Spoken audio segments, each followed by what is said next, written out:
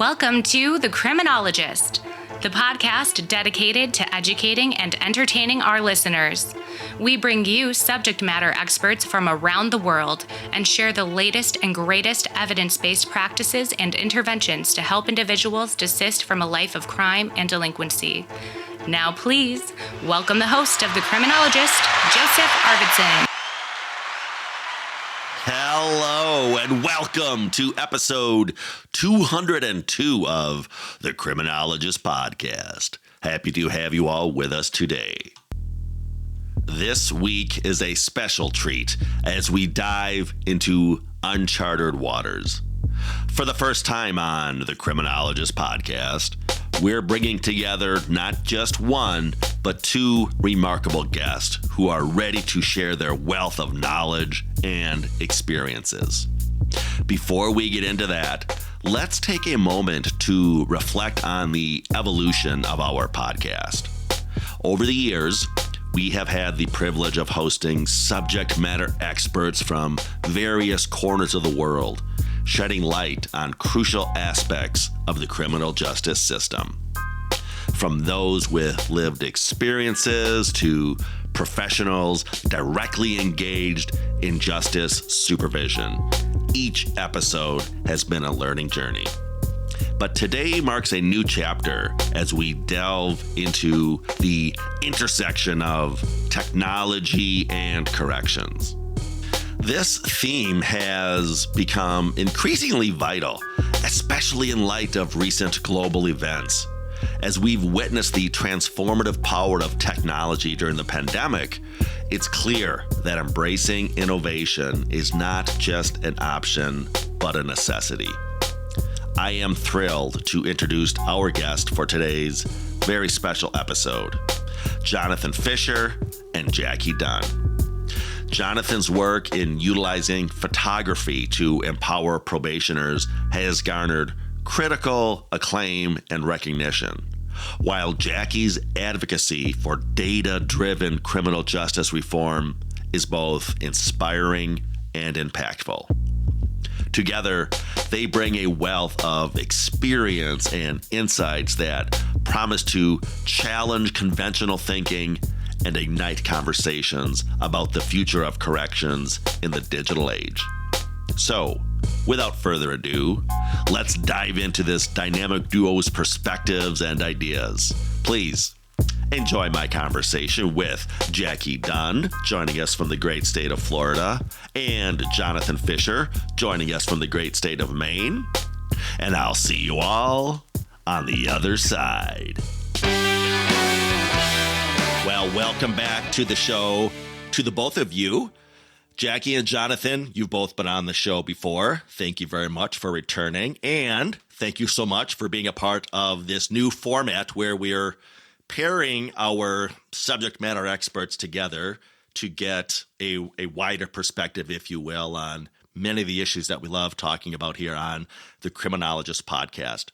Why don't we start out with some brief introductions for those listeners who may not have yet had the opportunity to hear your individual episodes. Jackie, tell us a little bit about your story and your passion, and then we'll hand it over to Jonathan to do the same. And then I've got some great topics and questions. We can start to chop it up. That sounds great. Thanks for having me back, Joe. It's so good to see your face again. And I would say shame on anybody that hasn't watched our episodes, of course. But yeah, so I'm Jackie Dunn. I live in Northeast Florida, and I'm a data analyst by trade. Tell people I've been changing minds with data for 25 years. And I love the data, but I love people even more, which kind of makes me a conundrum in my career. But anyway, so we moved to Florida in 2012, and I was, by the grace of God, never impacted by the criminal justice system in any way, shape, or form. Not as a victim, not as an offender, nothing, no family members. I mean, like literally clean slate, complete naivety, complete Republican conservative viewpoint, and so in 2020, my son Lucas, who was 20 years old at the time, made a horrific decision to get behind the wheel after drinking, and he killed a man. He killed a man who was a dad, a husband, a father, a son. He took someone's life unintentionally, but it was still, the worst day of a lot of people's lives. And that was the day that the clock started ticking for me to learn the hard way what criminal justice is and isn't in Florida, especially, but nationally as well. And man, it changed everything for me. It changed my lens on a lot of things. And so obviously Luke faced, the consequences, as he should. However, he got a monster sentence for Florida compared to others with his same, background of no criminal history and age and all those things. And he is serving, he's 2 years in now to an 18-year sentence, all prison. So I sit there and think, like, is this really the highest and best use of my taxpayer money? Number one, I mean, there's lots of forms of punishment, right? But is this really what's going to be best for society, best for public safety, best for other kids out there that need to hear his story?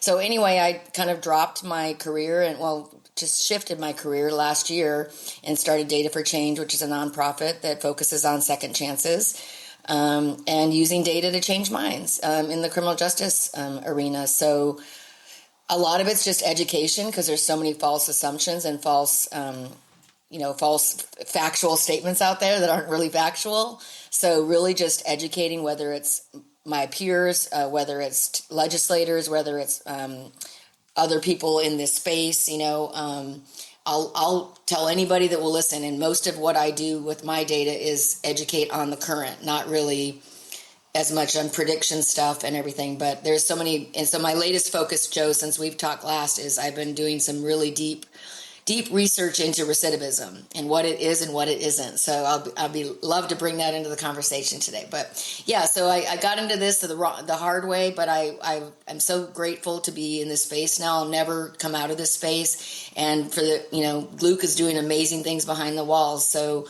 in some ways he feels like he's where he belongs, with no explanation as to why someone is no longer in this world. But, we're all kind of where we need to be at the moment, and just marching forward. I'm going to make a difference for a lot of people in Florida and hopefully nationally at some point, but that I didn't know needed my help, and Luke's just one of 85,000 that I'm the voice for now. So it's been quite a challenge. And what a voice you are, Jackie. What a voice you are. Jonathan, you are also in the business of changing minds. A little bit different approach, whereas Jackie is using data, and I can't wait to talk to you about that deep dive you did into the recidivism, Jackie. But Jonathan, share with the listeners your approach to changing minds via media and the innovative way you've gone about doing that. Sure. And thank you, Joe, for having me. It's been a real pleasure last time and this time, and great to meet you, Jackie. I got into this field serendipitously also, completely unplanned, completely by accident.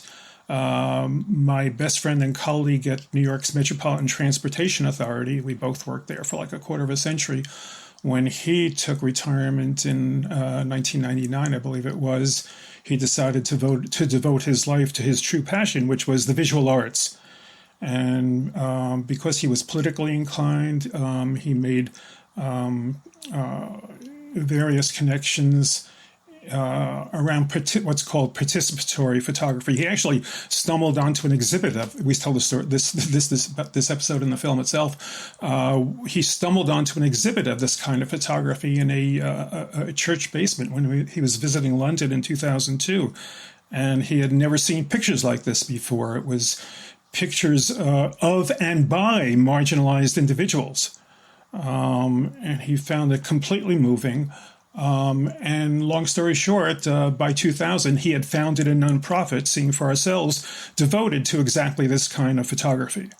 And at the time, I was working as a manager at the New York City Housing Authority, so he took advantage of that connection to pitch the Housing Authority executives on conducting our first effort within New York City's housing projects. And we took on a photography teacher, and lo and behold, we embedded ourselves at the Housing Authority from 2010 to 2014, training hundreds of project residents to document their authentic lives photographically, to counter misleading media narratives which had been undermining the financial health of the projects for the last generation. For the last generation, all you saw in the New York City tabloids about the housing projects were scenes of crime and disrepair, and this had a terrible effect. It just convinced the government that the housing projects were a losing game, and so they stopped funding the projects, which led to even more crime and disrepair, which led to even worse media portrayal. So this vicious cycle went on and on and on. And what we hope to do, and I think what the Housing Authority executives hoped we would do, was cut that cord, undo the vicious cycle and turn it into maybe something of a virtuous cycle. So we did succeed in training hundreds of project residents, as I mentioned. We got wonderful pictures. We collected the pictures were self-captioned because we were emphatic that the captions had to be written by the photographers and not by ourselves. We collected the best captioned photographs. We backed it up with a backstory about public housing, put it out in a book called Project Lives, published by Powerhouse in 2015. And it had a really big impact. I mean, it got noticed internationally, all kinds of awards, prominent fans. But most importantly, the new imagery that was placed before millions of eyeballs through media replication of the photographs in the book actually changed the whole public conception of public housing. And so the New York City and New York State began to come back to the funding table. And as a direct result of that, New York City, which knew the story best, said, okay, guys, you did this at the housing projects. Can you please take your practice down to 33 Beaver Street, Manhattan, because that's where the New York City Department of Probation is headquartered, because folks on probation have been laboring under negative stereotypes in the media for the last generation as well. Maybe you could help that situation. And so that's how we wound up, in the criminal justice. It was, completely by accident. We didn't know the first thing about probation, but it sounded intriguing when we were told about it. So, we embedded ourselves there. We got a National Endowment for the Arts grant, and we were off to the races.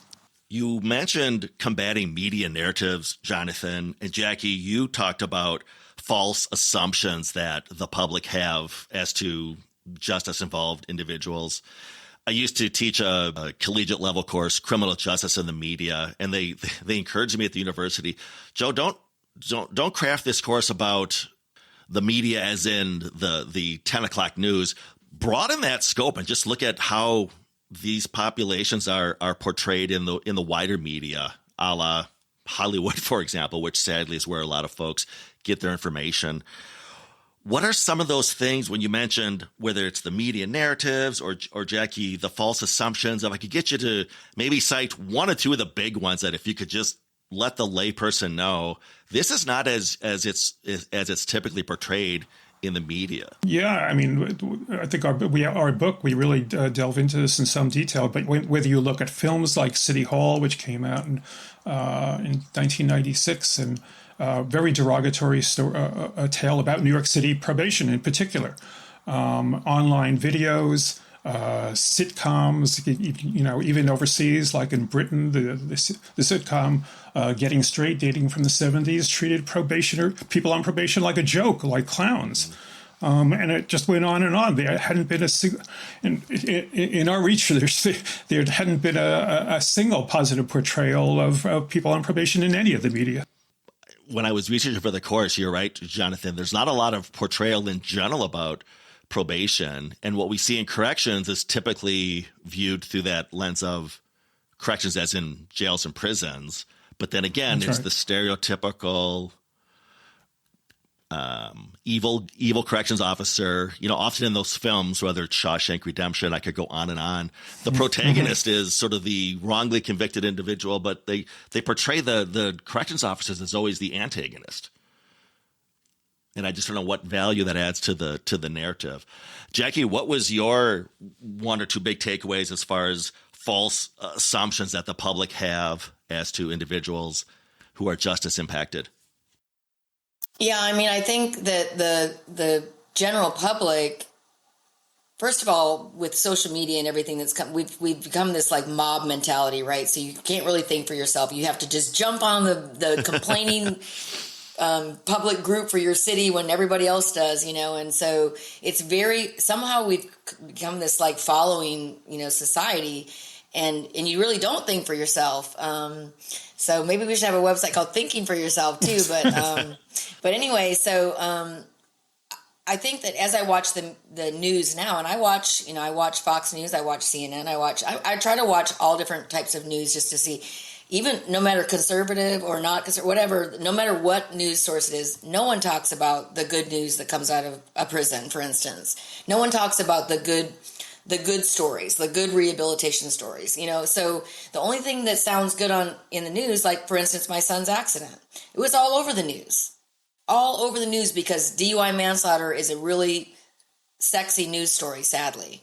It's the most tragic. The more tragic the story, the better it is for news. So, especially as I do this recidivism study, and, we have in Florida, 75% of the people that come out of prison don't go back. No one ever talks about them. We don't talk about the people that came out, learned their lesson, got rehabilitated, have become a great member of society, actually become a better member of society than most human beings because they're so thankful.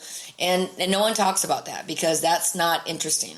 And then from a legislative perspective, there's tons of misassumptions. And like we all know that, blah, blah, blah are going to be more violent, like violent crimes, for instance. We all know that they're going to come out and do something else violent. Well, that's just clearly not the case. I mean, the people that go in and out of prison are the drug addicts and mental health issues, which usually they're both. Those are the people that are coming in and out of prison. It's not the people that leave after a longer sentence for something very harsh that they're thankful to be breathing fresh air. So and so I give them the data. I'm like, bill language will even say these things, and I'm like, your bill, the sentence right here is just completely wrong, and here's the data from the Department of Corrections that tells me you're wrong. So trying to kind of squash some of those because carve-outs are very popular too, and when it comes to legislation for any criminal justice reform, they always want to carve out sex offenders and violent crimes. Well, some of those people are the most safe person you could actually want to be your neighbor. It's the people that are, mental health and addiction, suffering addiction that tend to, be the ones that come in and out. The ones we should be scared of. If you want to be scared of someone, it should be those guys. So it's the one-offs. It's the outliers that get on the news. Yeah. That's it. I mean, not the norms. Yeah, I think what you said on Joe's podcast earlier, Jackie, was that we criminal justice reformers do a terrible job of PR, right? I mean, hopefully we three are trying to change that. Well, and speaking of public relations, Jonathan, to that point about what we can do to make those small incremental changes, Jackie, you're a wizard at emphasizing data-driven approaches to criminal justice reform. Jonathan, you've really found a niche in really using storytelling to shape those all-important public narratives. What can the practitioner do to effectively integrate, whether it's data analysis and or even just storytelling, to better enhance those strategies that we know work?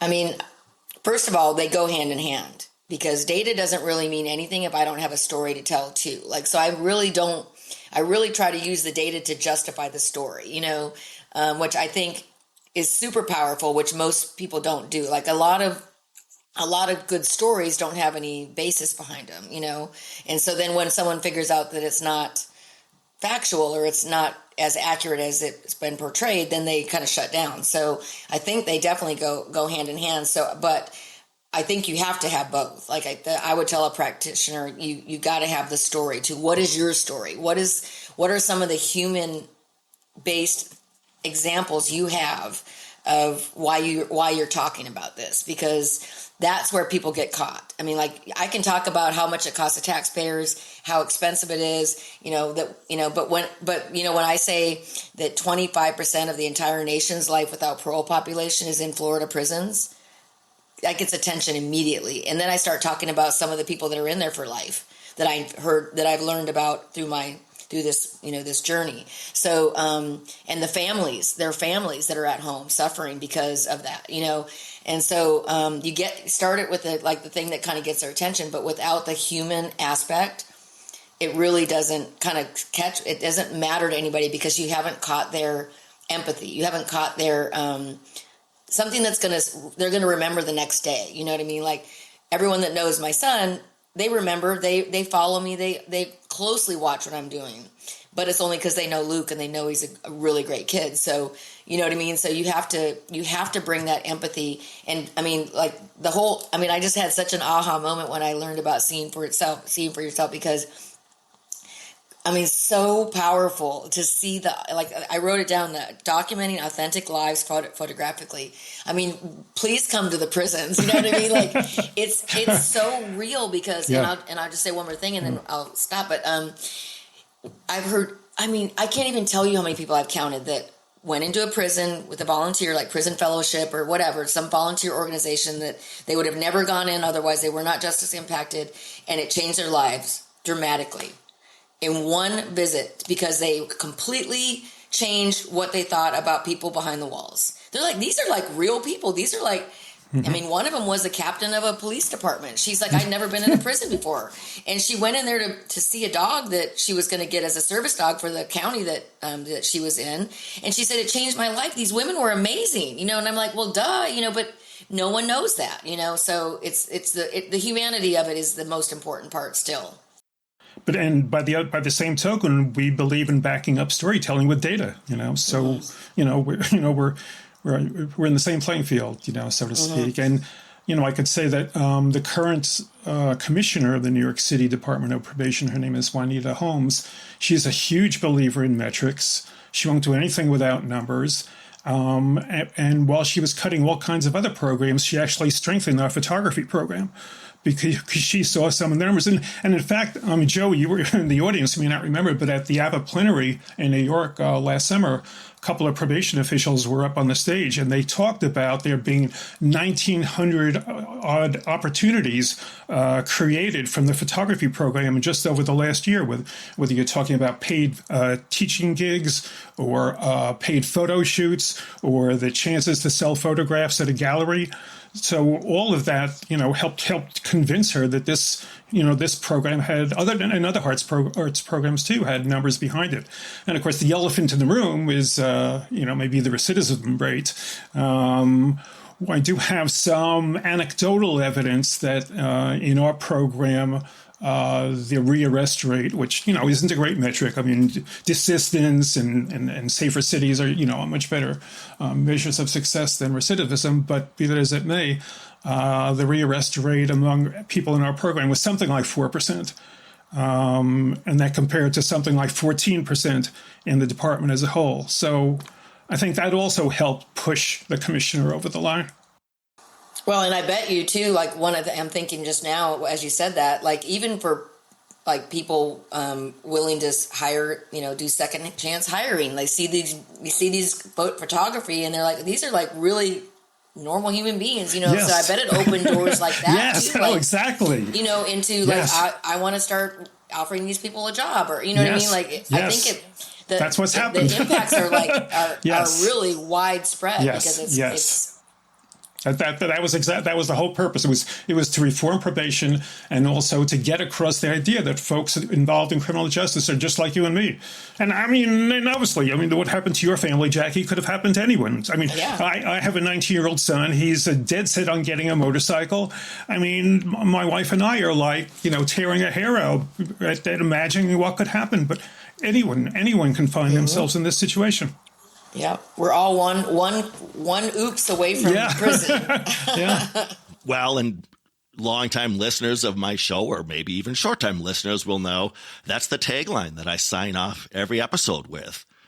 Always remember, folks, there's no them, there's only us. We have to get out of this binary us versus them, sort of the otherism of how we view those on our caseloads and those we serve. Because like you said, it's one, in many cases, one bad decision away from crossing that line.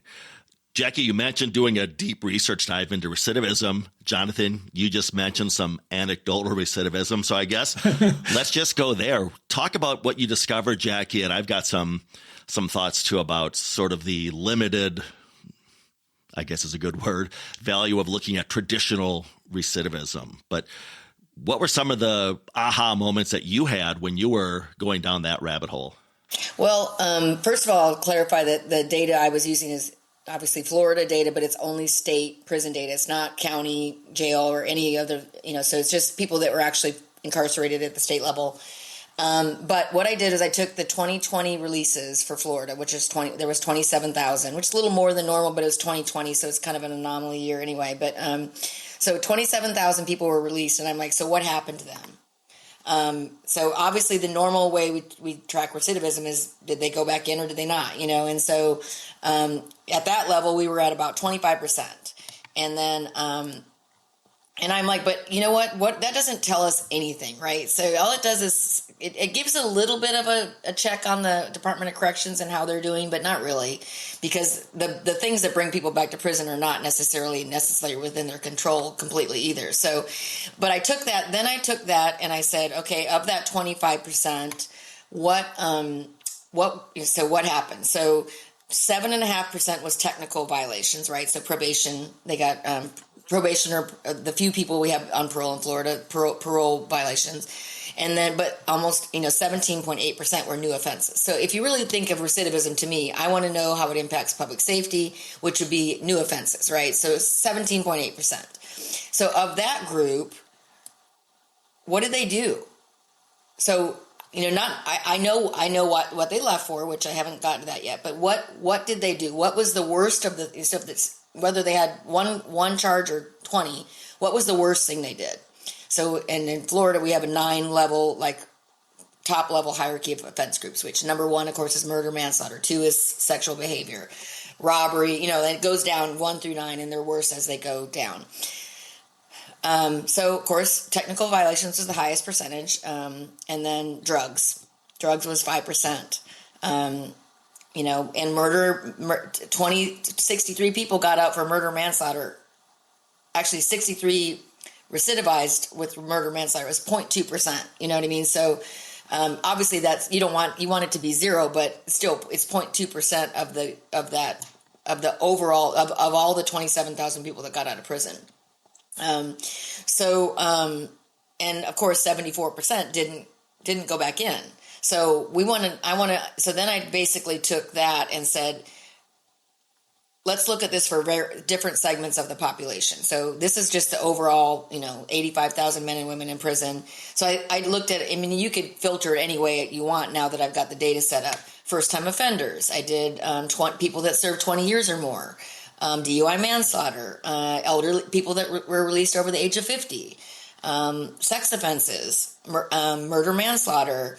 First-time offenses with 20 years served, because there's a lot of a lot of legislation proposed going out there nationally around that. So, women, in every single category that I just rattled off, the number one reason they went back into prison, the worst number one reason, so they didn't commit a robbery with it or anything else, was drugs. Every single one of those categories was drugs. And so then, I mean, I have a lot more. I mean, you can take this a million different directions, right? And so I've kind of put the word out to the legislators. I have this data. If there's anything you're thinking about trying to do next year that I could give you some data for that's filtered to that population, whatever, anything I can do to kind of give them some information to show the true public safety, actual public safety instances for that group of people, I can do that. I also want to look at what did they leave for versus what did they go back in for, and then also want to look at just in general, if they had any kind of a drug charge when they left, and then they had a drug, you know what I mean? So how many of these were really just, had a drug charge, even if it's not their worst charge? So how much is drugs really impacting it? What I don't have access to, unfortunately, is mental health, who had mental health issues. So I'm also working back with the Department of Corrections on what I found, what questions I have. Are we circling this back around to find out for the people that don't go back in, what do they look like? Who are these guys? And they're all over the board. They're not all, the lowest level crimes, So did they so get it's- any? it- Did they get any what? programming? Did they get it? Or does Florida not Exactly. do programming? No, we do. We actually have our head of programming is really amazing guy actually. So we do programming. I mean, it's just now getting to. They just got a bigger budget to do more and more, which is great. But yeah, exactly. So those are the things that we need to look at next. Like, what kind of programming did they have? Because they look at a lot of different risk factors to decide what someone's recidivism risk score is. And like, for instance, like my son, I know he's a risk score of 2 in Florida. We have a model in Florida. And the only reason he's not a 1, which is the lowest risk, because DUI manslaughter is a very low risk of recidivism unless you're a raging alcoholic perhaps. But is that he has a long sentence. So that's a risk in itself, So, but, when it comes, they look at your family, how many crime, how many previous times have you been here? Like, they look at a lot of different aspects that really do matter, but I don't think that we've never talked about it at those levels, and so it's just really, it seems to be a trend I'm seeing with other, like Prison Policy Initiative and some of these other big organizations. It's becoming a big topic. And luckily in Florida, I have, at least some data where I can actually do it myself. I love your zeal for digging under the veneer of that data, Jackie, and really unpacking what most folks, the layperson, might think is a pretty simple issue, whether someone's reoffending or not. But as you noted, there's so much more to that. You mentioned desistance earlier, Jonathan, which, as you both know, is one of my passions. And in the desistance literature, we realize that just as folks sort of tiptoe into a life of criminality, they tiptoe out as well. And we need to recognize and honor that it's not this light switch that's thrown, that someone goes from committing serious felonies to desisting. And we just need to learn to have that patience and almost embrace more of a harm reduction attitude and question, as you're doing, Jackie, okay, they're back in this facility or they're back in the back of a police car. But last time they're in this facility, it was for aggravated assault. This time they're here on a methamphetamine possession charge. Again, are they on that sort of downward slope of desistance? And we're not just taking this pass, fail, all or nothing approach to success or failure. Jonathan, in your work, did you see any of this, even on an anecdotal level, of sort of differentiating between, there's more to it than just this binary black, white, pass, fail when we're measuring these lifelong trajectories in many cases? Yeah, when I mentioned even the 4% rearrest rate, we had heard that those rearrests were not nearly as serious offenses as what originally got them onto probation. So I think there's a lot of validity in what you're saying, Joe. Jackie, I know you do a lot of great work at the legislature and really at getting at those sort of systemic challenges. What would you say are some of the most pressing needs that we need to address at the systemic level? And what strategies have you found are really effective in addressing those? I feel like mass incarceration in general is just a systemic problem across the country. And what's happening is the longer you stay in, the more likely you are to become to turn into an even worse criminal. So there's no balance check on like what's the true like length of sentence that's the proper like balance between punitive punishment and rehabilitation. And also the other thing I really press hard on the legislature is, we have a almost $4 billion budget in Florida annually for the Department of Corrections. And what are we getting for it? What's the ROI there? Like whoever decided that someone with a very low recidivism risk can't be on house arrest their entire sentence or can't be on work release their entire sentence? Why is the only form of punishment the most impactful to the families, the most impactful to cyclical, incarceration, most impactful to the taxpayers, most impactful to the, to everything, to the workforce, all of it, so that's to me the biggest hurdle is to try to get, and in general, legislators are just scared to do anything that because the media might, if they have one bad egg in that group that they let out or something, it's going to be all over the media, and they're going to say, well, Senator so-and-so is the one who voted for that bill, so it comes back to just complete fear too. Yeah, the probation officers live with that fear all the time, right? And that's the fact of life. They make a decision on somebody. Should we violate him? Should we give him another chance? And their nightmare is seeing that person on the 11 o'clock news. Because they never talk about the 100 people that probation officer completely helped get back into society, and they're like doing great. They never talk about that part of it. Only the one side. Exactly. Yeah, that's exactly it. And I can speak as a former card-carrying probation officer. That was always the big fear was, and I was told this early on by somebody high up in our Department of Corrections, sort of at that parole board level, and he said, Joe, your job is to never appear on the front page of the newspaper. And he wasn't kidding. Yeah. But to your point, and I get it, but, and again, I guess I'll go back to the power of narrative storytelling and basically doing a better job of public relations. What are some in a utopic world ideas of how we could do a better job of celebrating those successes? Again, I never have seen in the news all the individuals who I petitioned the court for an early discharge off supervision, or I've never seen a news story about somebody who went on to be a successful entrepreneur after being on supervision. What are your thoughts on how we could collectively sort of change that and celebrate those stories of individuals who have indeed desisted from a life of crime and delinquency?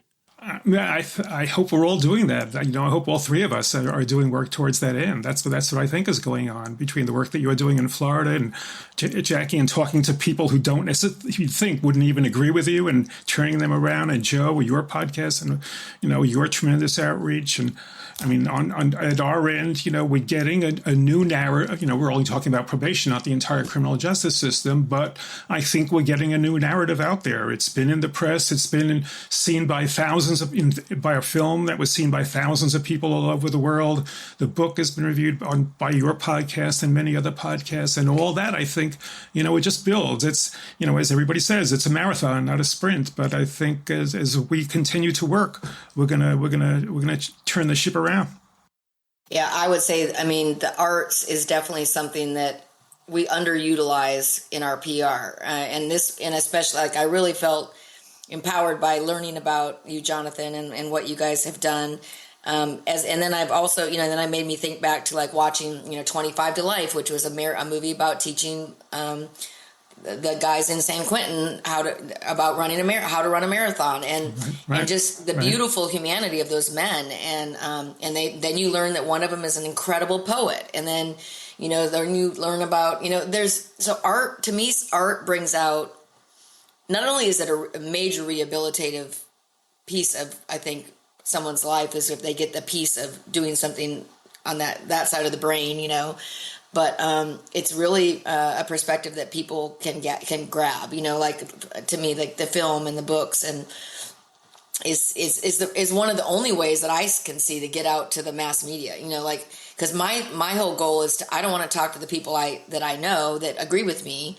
I want to talk to the people that don't agree with me, and it's how do I get to those people, and yeah, I can do it at church to some degree. I can do it, I'll talk to anybody that listens, sitting in a restaurant. I've tried to do, some education, like workshops and stuff like that, but you still get the people that are already interested involved, not so much, so I speak at a lot of and I only get 3 minutes to speak, but I speak at these county by county, the legislative delegation meetings that they have before the next session starts, where anybody can speak supposedly in that county, about what they want their legislators to focus on, and all the legislators for that county are there.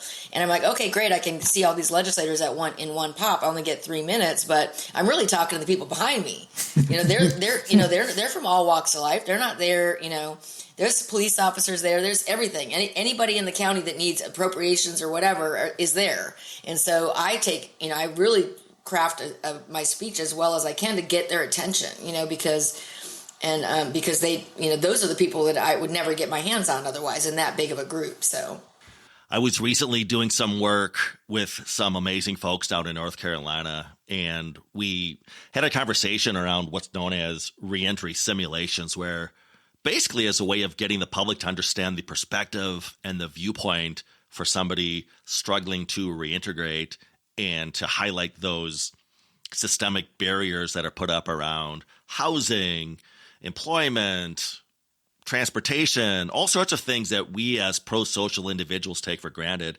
They create these simulations where they put someone in that role and they sort of go from station to station and address these barriers to gain that perspective. But I think that's something we really need to look at, are those barriers to reentry and really getting at those root causes.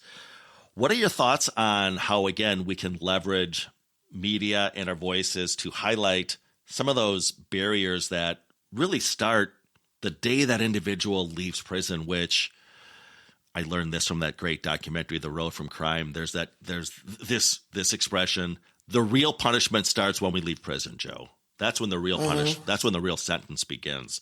What are some of your thoughts on, again, addressing those barriers and what we all can do to highlight those to the general public? I mean, I could just say very briefly, I mean, Jackie, really, this is your area, but I would say, you know, coming at it from a kind of odd angle, what I've noticed about prisons is we warehouse people, you know, that's basically what we do. And, you know, reentry is a problem for individuals because they didn't get anything when they were incarcerated. And, you know, reentry is they don't get jobs when they come out of prison because employers know that they were only warehoused when they were incarcerated. You know, they were aware of that. So I think, you know, if we want to take action, it's changing what happens in prisons that could have maybe the biggest effect. I mean, as well as keeping people out of prisons in the first place, which is what our aim is all about. Yeah, I would agree. I was just going to say the same thing, but on both sides. And that's the good news is that's those keeping people out in the first place, and the reentry improvements and programming improvements are things that, at least in Florida, are being done, because those are easier in a sense that they're not as risky for the lawmakers, you know. So they do realize that. So, you know, for instance, in my county that I live in, we have the best sheriff on the planet, I think, and he's one of the first sheriffs in the state that has a full-time mental health coordinator. He doesn't want them to go to prison. He wants to stop it at the county level, you know, and they're the ones that see them in and out, doing the baby step, the little tiny steps into prison. So, you know, to address those things with drug courts and mental health and, you know, treatment courts and VA courts and all these different ways that they have now to kind of divert people that have a problem that's not going to get fixed by sitting in prison, right? To me, prison's for the place for people we're afraid of, right? And not the people that need our help. And so, but if they do go to prison, we still need to take care of them when they're there. So programming is hugely important. I've always told people, you know, unless you have mental health issues, education and faith are the only two things that rehabilitate people in prison. And a lot of times both. And so, and aging out, like people that did all their bad things at 18 years old and they're in prison for 30 years and they don't even know who that person is anymore, you know, because they're just a different person. And so programming is super important. Education, I mean, in Florida, still 44% of people leave prison without their GED. I just don't know how that's even allowed. They are focusing much more heavily on that now because it's just so important. You know, online college, you know, things that they've had access to that now that they didn't used to have. But drugs are still a big problem in prison. And then in Florida, people that do go on probation, we're a fines and fees state. So you get out, you got to find a place to live, which is a big challenge because you're a felon. You got to find a job, but you're a felon. You got to go to your probation officer. You got to make sure, like Joe said, I went through one of those reentry simulators. It was put on by the Department of Corrections. I was in jail every week. I never made it through a week successfully. You know, because you got to go get your ID. So now they're starting to do more like where they make sure you 6 weeks before you get out, we've got your ID already lined. You know, I've already done all the paperwork to get you ready to go when you get out for the things that are immediate barriers. You know, and so they're starting to do a lot more there, and like what Clean Slate initiative is doing, trying to get people who's get their records clean at the appropriate expungement time and stuff. But but in general, I mean, probation's a big barrier to reentry because if you don't do what you're supposed to do, you're going back to prison, and they're terrified. So a lot of people will actually serve more time in prison just to not have to do probation. Yes. Because they don't want probation when they get out. And so that's a barrier. So, but there's a lot more conversation now around hiring, second chance hiring, and again, preparing them with better reentry, longer reentry, change. Like in Florida, they had a bill that didn't pass this year, but they put you in reentry, like intensive reentry center for 5 years before you got out, which is much better than 18 months or whatever, getting them back into society sooner, like the work release and, when they're ready, so, and of course, whole nother, need like a whole episode on mental health and addiction, because they need so many services that, it's hard enough to get them in general, let alone when you're in prison. So, but, again, talking about it and looking at, recidivism, whether I like that metric or not, because it's a measure of failure, it still gives you a talking point to bring these things up and start to pick away at the fact that drugs are number one on every single one of these. And, and technical violations, but I would like to know, like, what kind of technical violations, a lot of times it's dirty drug test, so, and then sex offenders have astronomical issues to deal with. They can really never get, they're going to go, almost, it's just crazy. Like in Florida, we have 53 things that they have to, do to stay legal every year, so we make it very, very difficult for people to, and every year they keep adding more things to this and more ways to identify you. And like now we got to have it on your driver's license that says you're a habitual offender, and, just things that they're not thinking about the long-term impact of that. And that, in fact, ironically, they're hurting public safety. They're making public safety worse, not better, because they're doing something to go back to prison, and so, hopefully it's not hurting you, but, I don't know. And then the hyper focus on these individuals versus, what if neighbor one on one side is an ex-felon, but has never been like your best neighbor ever. And neighbor two on the other side, did something really horrible just out of the blue. He doesn't get talked about as much as if he was a felon before, so it's the same crime. It's the same public safety issue, but it's not, it's not talked about from the same angle. Jackie, you mentioned that Florida is a fines and fees state, and that brought me way back because I started my career with the Florida Department of Corrections way back in 1988 in Okeechobee County, Florida. And I just had a flashback, Jackie, because you're right, back then, and this was arguably pre my introduction to evidence-based practices. I'm fresh out of grad school, coming down from the north to embed myself within the crack cocaine epidemic of South Florida. But it was all about collecting fines and fees. That was the metric of success. And as we know, what gets measured gets done. So we were just hyper-focused on collecting what we called COS, cost of supervision, which was prorated based on the individual's income, and they could get deductions based on the number of children they had. So there was a formula that they could, again, sort of waive certain fees. But the focus on us as the practitioner was, you got to get your COS rates up. Your cost of supervision rates are what's critical. And again, in fairness, it wasn't just about being glorified debt collectors, which we kind of were, because again, if you were smart enough, like I was, and could get those waivers in for folks who were unemployed or had 6 kids, whatever, you could get your collection rates up as well. So fast forward, we have a staff meeting, and our supervisor says, "Hey, good news, you guys. Down here in the 19th Judicial District, we're number 1 in the state of Florida as far as cost of supervision collection rates." Like, oh, that's amazing. And, Jackie, the 19th district was Okeechobee, Vero Beach, Fort Pierce,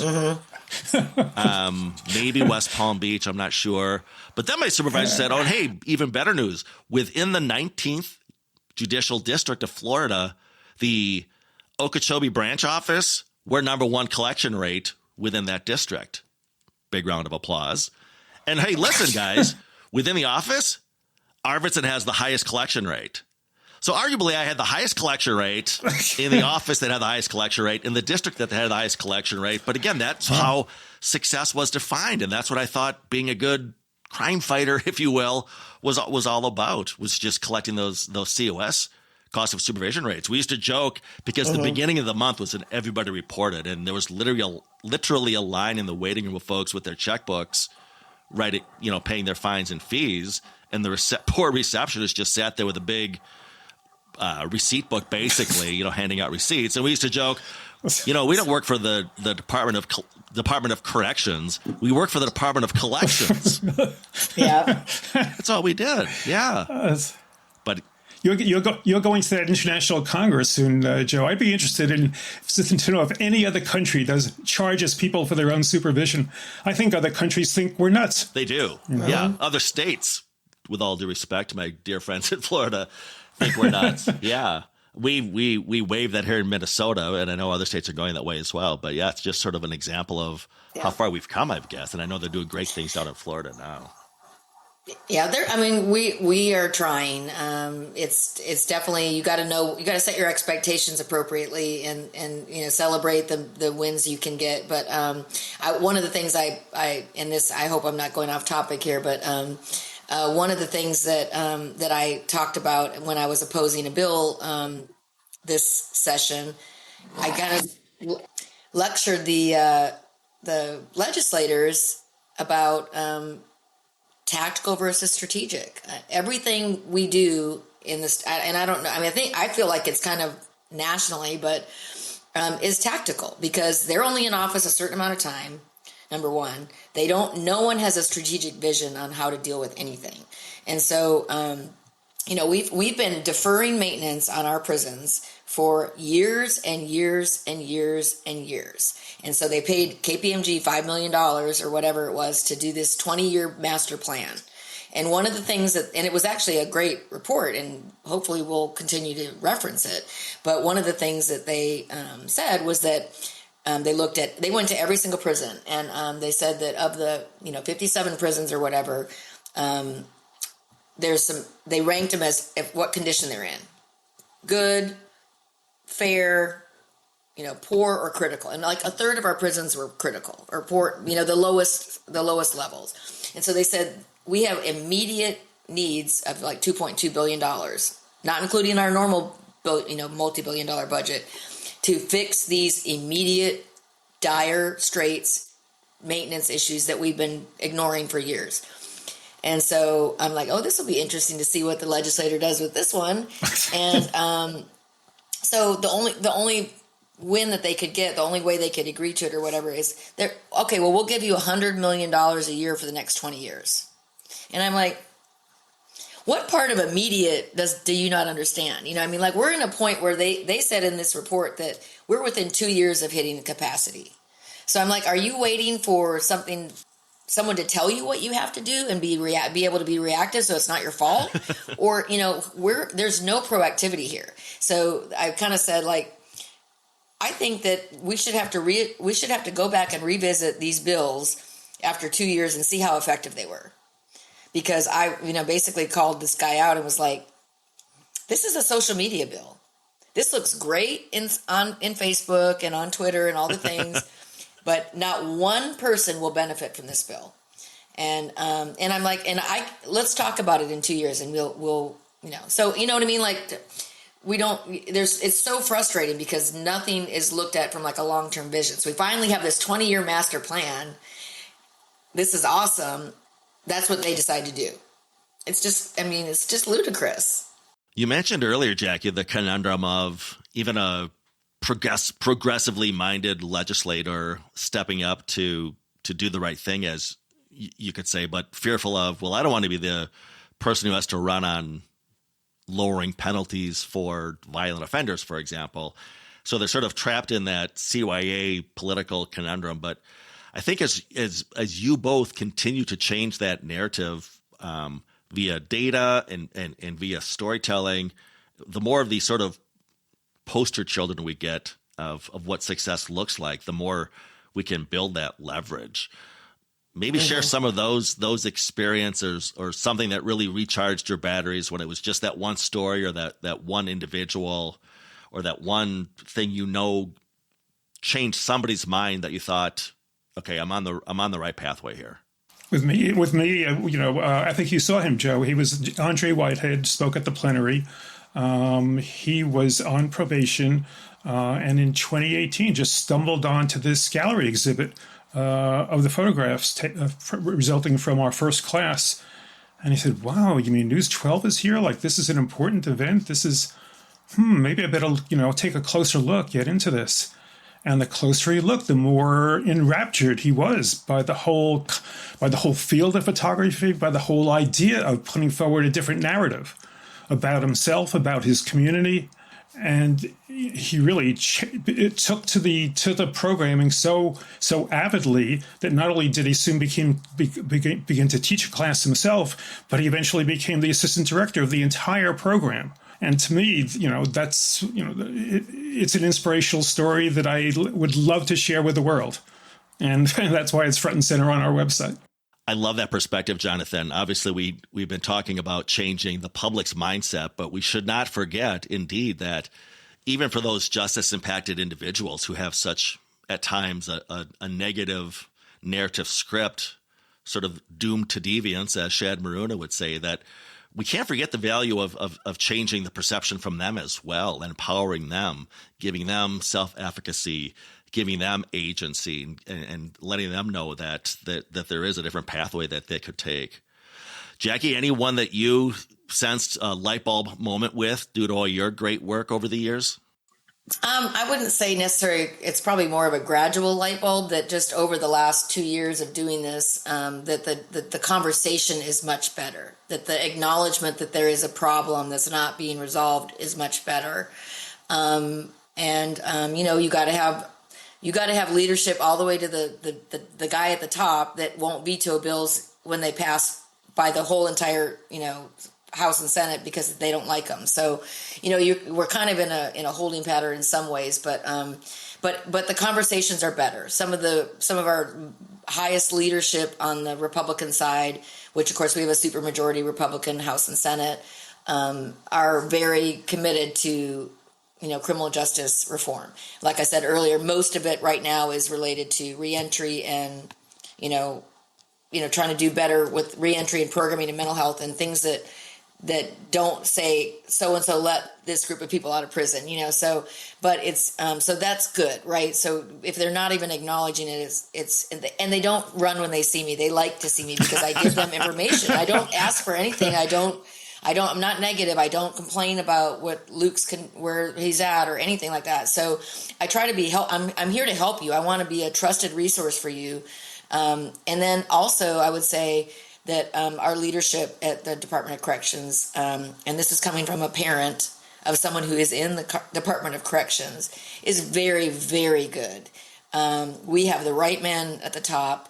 Patrick Mahoney, our head of programming, is just, I have so much respect for him and his team. Secretary Dixon, people, he's got the toughest job on the planet, right? Finally he's getting support that, he's been begging for about the maintenance and stuff like that and the staffing issues. So that's good. You don't want to have to change their minds too, So that's probably been the most hopeful. The hopeful thing is that we're starting to talk about it, and that's got to be part of it. I just don't feel like I have as much hope so far on like the general public side that I've been able to make enough progress, and that's where like film and stuff comes in that we can really start to get to people who didn't know they wanted to know about it. To your point, Jackie, I think this is a very sort of a touchstone moment in time here that change. It's an exciting time to be in corrections. I'll just say that. Yeah, change is imminent. And you pointed out, without getting political, that, yeah, from both ends of the spectrum, people are coming to the table and they see the issue and they're willing to roll up their sleeves and make that change. I'm going to ask my obligatory crystal ball question. I know you're both involved in forward-looking projects. Jonathan, I know you've got My Climate Future as a project of yours, and Jackie, all of the ongoing advocacy that you do. When I've got you back on the show, what do you envision we'll be talking about in the future as far as reentry and again changing those mindsets? I would say just more focus on mental health and issues that are the underlying issues of the crime in the first place, and like using Tides model and things like that. Because most people that do something wrong, they either just didn't grow up in an environment where they had any kind of role models or anybody that cared other than maybe their gang brothers on the streets or whatever. So doing a better job of keeping them out in the first place, I think is what I'd love to be able to talk about, and that the people that do go in and they go in for the right reasons, that they come out better. So I think we're making progress in those areas. Obviously, I just want to see more. I want to see people serving the amount of time that's valid and getting to be part of society again at the right time. And I'd hope to see that we're making progress in state by state in returning probation to its rehabilitative roots in those jurisdictions where it's still punitive. Because if it does fully embrace its original purpose of rehabilitation, I think it will be viewed more widely as an effective alternative to locking people up, so we keep people out of prison in the first place. Mm-hmm. Could not agree more with both of you. Could not agree more. So happy to have you both on the show today. Jackie Dunn joining us from the great state of Florida, and Jonathan Fisher joining us from the great state of Maine. I will leave relevant web links to both of your respective projects in the episode description of this podcast so listeners can go down your respective rabbit holes and enrich their lives by learning about each of you. Jonathan, Jackie, thank you both so much. Until next time, my friends. Thank you, Jackie. Thank you, Joe. Nice to meet you. Thank you, Joe. Yep. Thank you all for tuning in to another insightful episode of the Criminologist podcast. Today, we explored a fascinating intersection of two crucial elements: data and storytelling. Our guest, Jonathan Fisher and Jackie Dunn, shed light on how these components can powerfully reshape our perceptions and narratives in the realm of criminal justice.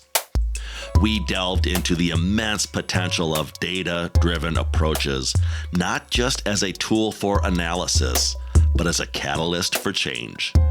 Jonathan's work in leveraging participatory photography to empower communities, and Jackie's advocacy for data-driven criminal justice reform exemplify the transformative impact of harnessing information effectively.